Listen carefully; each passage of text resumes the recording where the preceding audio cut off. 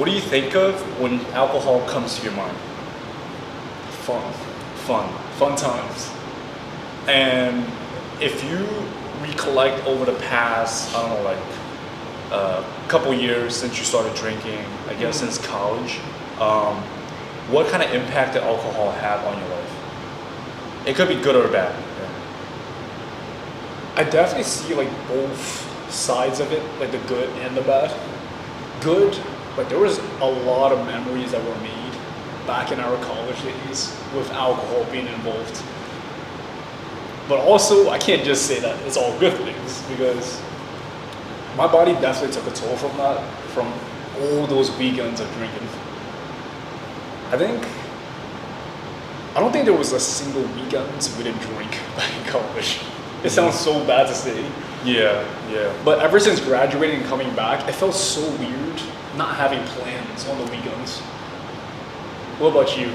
Well, I will say, like, yeah, alcohol was such a pivotal moment in a lot of people's younger life, you know?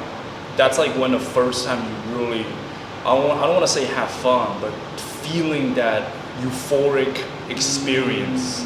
You know what I mean? Like, you never felt anything like it. Like, it's like getting lit for the first time, getting buzzed, getting blackout drunk. Those are three different things. Those are three different tiers. But Those different tiers. they can't happen without alcohol. Like, we can all agree. Like, you can't have blackout drunk experience without alcohol.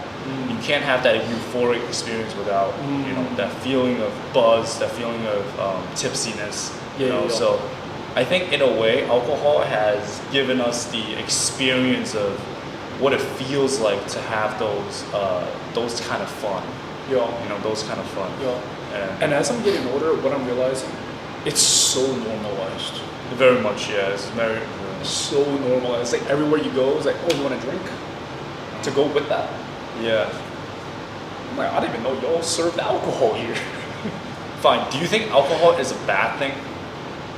How so? What do you mean by what do you mean by a bad thing? Do you think that it's like something that you shouldn't do? Do you think it's something that you can do in moderation? What is your take on this? Yo, it's funny that you ask, because if you were to ask me this, let's say like 3 years ago, then I wouldn't really be able to answer you as in like, hey, you can find a balance between the two. Because 3 years ago, I still had that college mentality where it was, let's get lit every single weekend. And our definition of lit, it wasn't just, oh, let's have a beer or two, and let's get buzzed.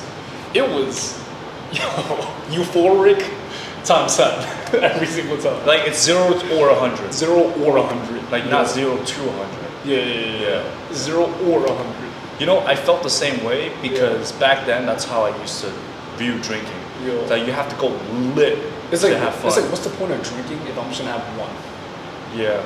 Or 2 beers. But you can have moderation amount and you still have fun. Yeah. What about now? Now, I don't really feel the need to drink like that, to be honest. Yeah. I think it comes down to a couple of things. Number one, I know I don't need it. Last year, I was on Accutane for like 12 months. No alcohol, none of that. At first, I felt some FOMO when like friends were drinking around me, but then I realized I can go without this. Yeah. Like, yes, this kind of sucks temporarily, but you can go a bit being sober. So I definitely learned from that. And secondly, my body doesn't handle it the same like back then. Back then, we'll get lit, and I'm perfectly fine the next day. But nowadays, I need like 2-3 business days minimum just to get back into feeling normal again. What about you? Well, like you said, back then, 0 or 100. 0 or 100. But right now, if I have one drink and I'm solid, I'll be fine with that. Yeah. I like the idea of experience and having a little bit of the alcohol, not necessarily to the point where you're like drunk, you know, like not just to the point where you're like just off the charts. You know, I think having a little bit of it's okay. I think for me, it's like, it's fine. I don't drink all the time anyway, so even with a little bit, I'm good. I'm good. So how would you describe that buzzed feeling that you get from alcohol. The way that I put it is like, let's say you have a busy day of work, right? Like you're just like, you're just antsy on high, you're work mode all the time. Yeah. You get a drink in, let's say you're on like a kind of an empty stomach. You get a little buzz, and next thing you know, you start to feel relaxed, you start to loosen up. Because alcohol, it's like a depressant. Like it's what do you call it? It suppresses your nervous system, so you feel a little bit more relaxed.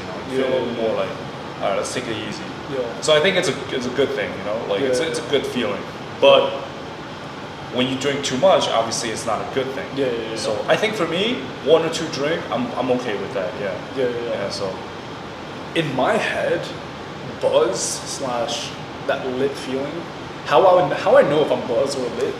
Let's say I had a busy day that day. After that drink, let's say I already forgot what happened today. It's like somehow we're already in this moment. You're talking about that.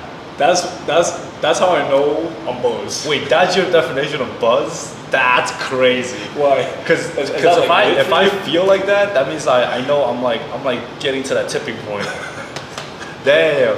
My definition of buzz is if I feel like I have more confidence, or I feel like I'm having more fun. Even with, let's say I'm having more fun with everyone. Like, not saying that I'm not gonna have fun, before without out, but let's say I'm having a little bit more. I'm starting to feel like everything is a little bit funnier. Everything is funnier. Everything is a little funnier. Yeah. The things that you say are a little bit looser. A little bit looser, and you start to like slur a little bit. You're like, oh no. Oh yeah, you know. Yeah, it's like this is the time when you have to really think before you speak. Yeah. So yeah. Especially if you're in front of like specific people too. Let's say your parents, or let's say your girl, or let's say like you're with coworkers. You gotta control yourself a little. Well, let's see. What do you think alcohol has changed over the years for like people that are around our age, like for Gen Zs? Like, what have you noticed between your friends with drinking and things like that? I will say we're not as hardcore as we used to be with it. Yeah. I don't know if it was because we were in college and like we had the freedom to just do whatever. But I don't know about you, but here in the city, making it home after, let's say, a dinner, or let's say a party or an event, I gotta make sure I get home. Yeah. Like, we can't just get blackout drunk and just go spontaneous in the city. So much can happen. OD. Yeah. But we gotta make it home. Yes, we'll have a few drinks, but we gotta make sure everyone gets home safe. Yeah, this is a big city. It's a big city. Yeah. It's not like back then, and let's say if you're in a smaller city or you're like in the suburbs, you can take an Uber home, and it's like a 10-minute ride. It's kind of not like that anymore. In the city, you have like people living, an hour away or like 40 to 50 and you might minutes. not live close to your friends either. Yeah. So you're not going together. Exactly.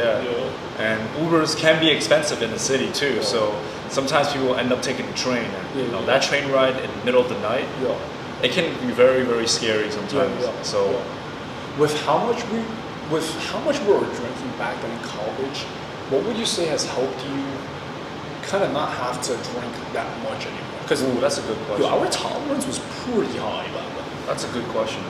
I think for me, it's the lack of exposure. I don't expose myself to alcohol. Not saying that I will be tempted, but I'm not exposed to that as much. So therefore, as a result of that, I'm not gonna drink as much. Yo, back then, if you're bored on a Thursday night, and your boy hits you with, I have a bottle. Oh, like, you're having a night. Yeah, Austin is crazy. Yeah, it's crazy. What about you? Well, it isn't happening nowadays. Like, I don't even have a bottle at home, bro.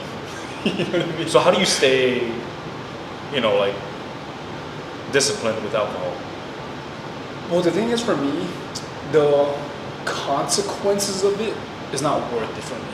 What's the consequence often for you? Like, the next day, I don't know what it is. Every time I drink, I wake up super early. Like, my sleep is really disrupted. That's true. So I'll be getting like 2-3 hours of sleep, Uh-huh. and I'm just feeling groggy all day. But at the same time, I can't go back to sleep. Right. So when I'm feeling groggy, secondly, my brain isn't really functioning straight. I can't really think. So I know if I have something to do tomorrow, I can't really be drinking like that.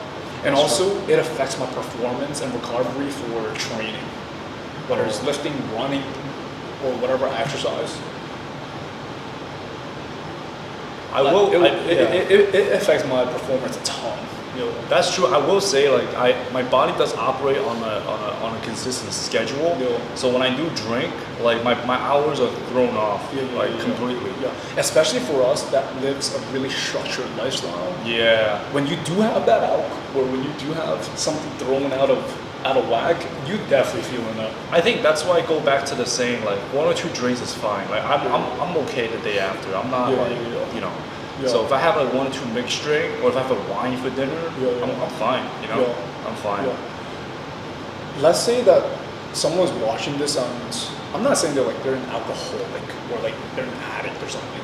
I don't want to like put labels on certain things on certain people. But let's say that they're drinking a little bit more than they would want to. Uh-huh.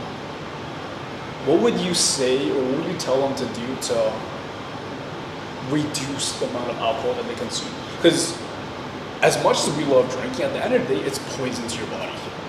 You know, we can't neglect that fact. You know, would be a good question to ask before you even give any advice. What? Do you notice that you're drinking more than you used to? Like sometimes don't even know. Like look back like at awareness. Yeah, are you aware of the fact that you're drinking more? And if so, why are you doing it? You know, and understanding those little patterns can help you. Just I'm a little stressed. All right, let's cut back on a little bit. See like where the stress is coming from. Instead of trying to cover it with a band-aid. Because that's what alcohol is. You know, it sounds like it's a band-aid. If it's a stress issue, if it's like a work-life issue, that's a band-aid. You gotta peel that band-aid off. Well, not peel that band-aid off, but you gotta figure out how to heal the wound before you the underlying issue. It's not healing. Alcohol is not healing it's like salt to the wound. You know what I mean? Yeah. So really understanding like what your patterns are, and if you're aware, like self-awareness will definitely go a long way. Very, very much. Yeah. Go a long way. For me, I'm a big believer that you learn through trial and error. Yeah.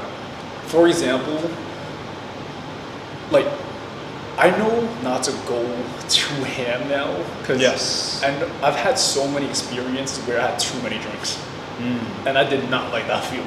Yeah, that's true. Like during and the day after. That's true. So knowing that, I'm like, okay, take it down a little bit. Chill out. Like you can have fun without going that crazy. True. Like you're not trying to be that guy that's getting carried out of the place. You know. Speaking of not going too crazy, let's talk about last weekend. So, paint the picture. Long story short, 2 of our friends from college recently got married, and they invited most of our college friends to be under the same roof. And mind you, some of us haven't seen each other in years. At least like 5 years. And so we haven't seen some of these people in years. Okay? And this is our first time seeing each other under the same roof. Okay? With college habits. Let's just put it like that. Yeah.